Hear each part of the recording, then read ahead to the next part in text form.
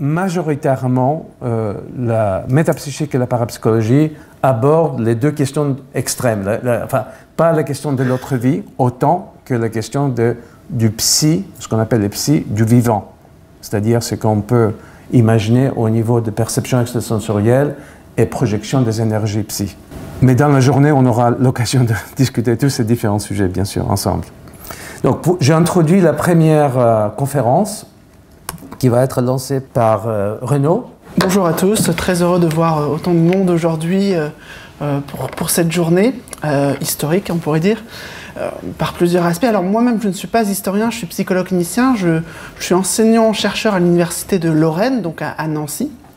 Et j'ai fait ma thèse sur l'accueil, l'écoute des personnes qui sont en difficulté avec leurs expériences exceptionnelles, les expériences qui vous ont été présentées.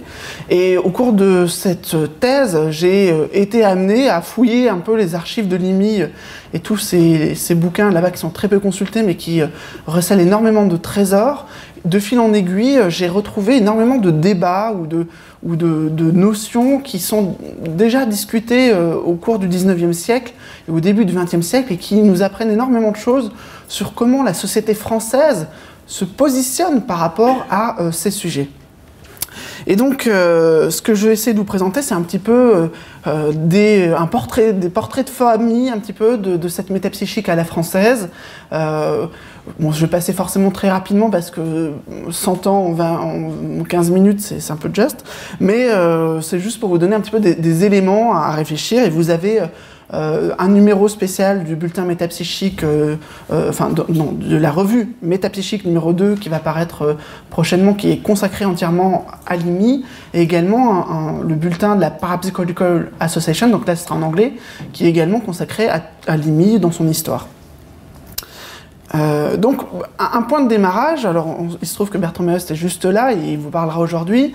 Il a fait un travail, lui, beaucoup plus conséquent que le mien sur le plan historique, pour montrer comment s'est construit, avec des hauts et des bas, cet intérêt, on pourrait dire continu, mais parfois clandestin, pour la métapsychique, qui démarre avec une sorte d'apogée un peu avant la Révolution française, un intérêt pour le magnétisme animal, et un état de transe qui va être appelé somnambulisme provoqué, somnambulisme lucide, offrant la possibilité de dégager, de faire émerger le potentiel présent chez de nombreux êtres humains, avec des phénomènes qui vont être débattus pendant 60 ans par les médecins, vraiment qui vont être divisés sur cette question.